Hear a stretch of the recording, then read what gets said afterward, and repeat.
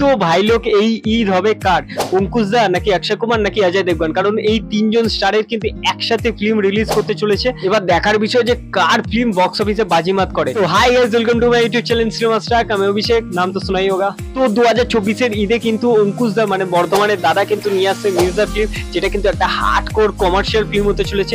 এছাড়া কিন্তু অক্ষয় কুমার নিয়ে আসছে বাড়ি মিয়া ছোটে মিয়া, যার সাথে আছে টাইগার শ্রফ, আর অজয় দেবগন নিয়ে আসছে কিন্তু ময়দান, যেটাও কিন্তু একটা স্পোর্টস ড্রামা ফিল্ম হতে চলেছে। তো ভাই দেখো, মির্জাকে কিন্তু আমি আলাদা করে রাখছি, কারণ মির্জা কিন্তু ওই লেভেলের কালেকশন তো করতে পারবে না বক্স অফিস থেকে, ওই রকম নাম্বার কিন্তু জেনারেট করতে পারবে না যেটা কিন্তু বলিউড ফিল্ম করতে পারে। তাই না, কিন্তু টলিউড ভার্সেস বলিউড আমি একদমই রাখিনি। টলিউডে ওই রকম পুল নেই যে অত কোটি টাকার ব্যবসা করবে। তো তাই জন্য কিন্তু আমি মির্জাকে সাইডে রাখছি। মির্জার কেমন হল বুকিং হয়েছে, কতটা কি হাউসফুল যেতে পারে, কটা ফিলিং ফাস্ট হতে পারে, সেটা নিয়ে কিন্তু কথা বলবো। কারণ টলিউড ইন্ডাস্ট্রিতে সেইভাবে বক্স অফিস কেমন ওপেনিং পাচ্ছে সেগুলো কিন্তু এখানে দেওয়াই হয় না। তাই জন্য কিন্তু টলিউডের বক্স অফিস জানা খুবই ডিফিকাল্ট হয়ে যায়। এছাড়া কিন্তু বলিউডের বক্স অফিসে কথা বলবো, বিএনসিএম আর ময়দান কত কোটি টাকার ওপেনিং পেতে পারে সে নিয়ে কিন্তু আলোচনা করব। তো ভাই মির্জা নিয়ে কিন্তু বেশ একটা হাইপ ক্রিয়েট হয়ে আছে, কারণ মির্জার ট্রেলারটা খুব ভালো হয়েছিল। এছাড়া কিন্তু মির্জা মুভিতে কি ক্যামিও করতে চলেছে সেই নিয়ে কিন্তু বিশাল একটা হাইপ হয়ে আছে। সবাই ভাবছে যে দেবদা করবে, আবার অনেকে ভাবছে যিশুদা করবে।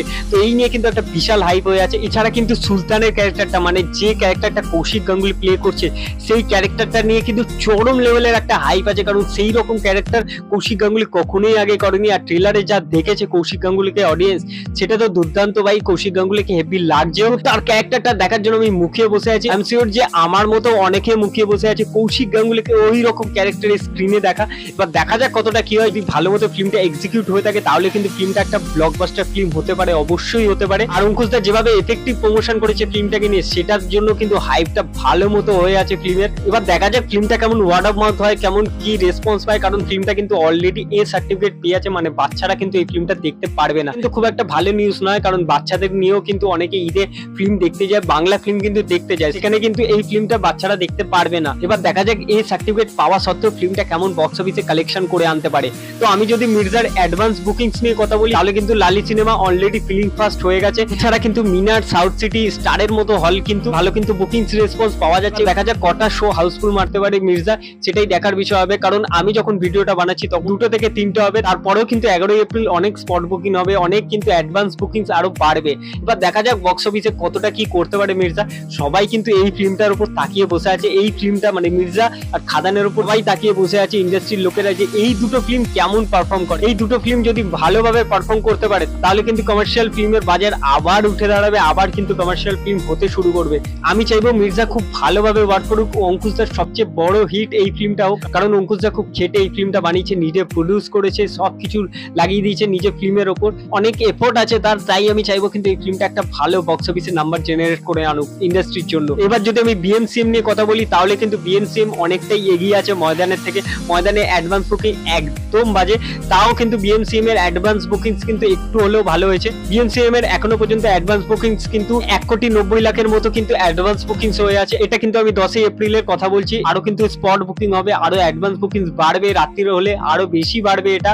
এবার দেখা যাক কতটা কি অ্যাডভান্স বুকিংসে কতটা কি ওপেনিং নিতে পারে। এই বিএনসিএম নিয়ে যতটা হাইপ হওয়ার কথা ছিল কিন্তু ততটা হাইপ কিন্তু এই ফিল্মটা পাইনি, কারণ হলো বিএনসিএম এর ট্রেলার সেইভাবে কিন্তু ইমপ্রেস করতে পারিনি, ট্রেলারটা সেইভাবে কাটা হয়নি, সেভাবে এডিটও কিন্তু ঠিকভাবে হয়নি, তাই সেইভাবে হাইপটাও ক্রিয়েট করতে পারিনি। এছাড়া কিন্তু অক্ষয় কুমারের প্রিভিয়াস ফিল্মের রেকর্ড খুব একটা ভালো না, তার সাথে যে টাইগার শ্রফ আছে তারও কিন্তু প্রিভিয়াস সিনেমার রেকর্ড খুব একটা ভালো না, সবাই কিন্তু ফ্লপ দিয়ে আসছে। কিন্তু আমার ভরসা আছে আলী আব্বাস জাফরের ওপর, সে কিন্তু ভালো ডাইরেক্টর, খুব ভালোভাবে সে কিন্তু ফিল্ম রাইট করে আর সে খুব ভালো ডিরেক্টও করে। এবার দেখা যাক ফিল্মটা কেমন কি হয়, বাট ফিল্মটা নিয়ে হাইপ একদম মিনিমাম হাইপ আছে। ফিল্মটা যদি বড় একটা হিট হতে হয় তাহলে কিন্তু ওয়ার্ড অফ মাউথ খুব ভালোভাবে বিল্ড করতে হবে, নাহলে কিন্তু ফিল্মটা মুখ থুবড়ে পড়বে। আর যদি বিএনসিএম অক্ষয় কুমারের ডিজাস্টার ফিল্ম হয়ে যায় তাহলে কিন্তু অক্ষয় কুমার প্রচন্ড চাপে পড়ে যাবে। আমি বলছি না যে ফাইন্যান্সিয়ালি চাপে পড়ে যাবে, কারণ তার কাছে প্রচুর পয়সা ভাই, সেটা নিয়ে কোনো কথা হবে না। বাট তার যে আগামী প্রজেক্ট গুলো আছে সেইগুলো কিন্তু প্রচন্ড চাপে পড়বে।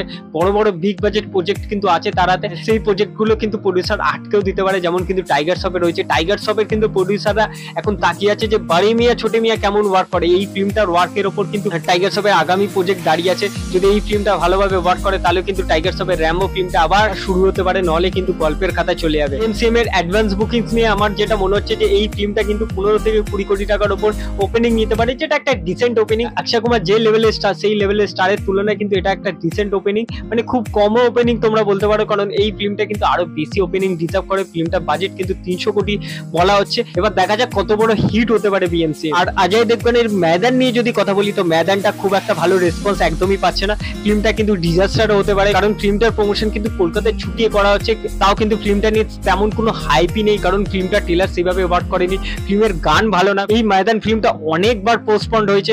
অজয় দেবগনের কিন্তু এই ফিল্মটা নিয়ে সেভাবে কোনো হাইপই নেই। এই ফিল্মটা কিন্তু এখনো পর্যন্ত মানে 10th এপ্রিল পর্যন্ত কিন্তু 23,000 টিকিট সোল্ড করতে পেরেছে, মানে 54 লাখের মতো অ্যাডভান্স বুকিং হয়ে আছে, যেটা কিন্তু খুব একটা ভালো একদমই না। কারণ এই ফিল্মটা আমার যেটা মনে হচ্ছে 10 থেকে 15 কোটি টাকার মতো ওয়ানে কালেকশন এনে দিতে পারবে কিনা সেটাও আমার সন্দেহ আছে, কারণ এই ফিল্মটা নিয়ে একদমই হাইপ নেই। আর যেহেতু এই ফিল্মটা অক্ষয় কুমারের সাথে ক্ল্যাশ করতে চলেছে, তো আমার যেটা মনে হয় যে অক্ষয় কুমার এখানে উইন হতে পারে, কারণ ময়দান কিন্তু খুব একটা ভালো রিভিউ পাচ্ছে না। পেড রিভিউ যেগুলো হয়েছে সেগুলো কিন্তু সবাই ভালো দিয়েছে, বাট কিছু রিভিউয়াররা যারা দেখে নিয়েছে আগে, যাদেরকে স্ক্রিন দিয়ে দেখানো হয়েছিল, তারা কিন্তু খুব একটা ভালো রিভিউ দিচ্ছে না, অ্যাভারেজ একটা ফিল্ম বলছে।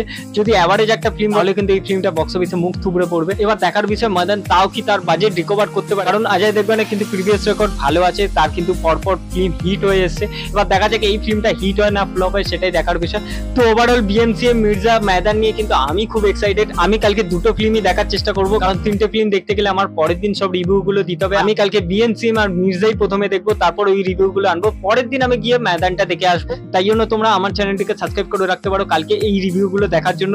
আর এই ভিডিওটি তোমাদের কেমন লাগলো অবশ্যই কমেন্ট সেকশনে জানিয়ে, তোমরা কোন ফিল্মটা আগে হলে গিয়ে দেখবে অবশ্যই কমেন্ট সেকশনে জানাতে ভুলো না। দেখা হচ্ছে পরের ভিডিও, টাটা।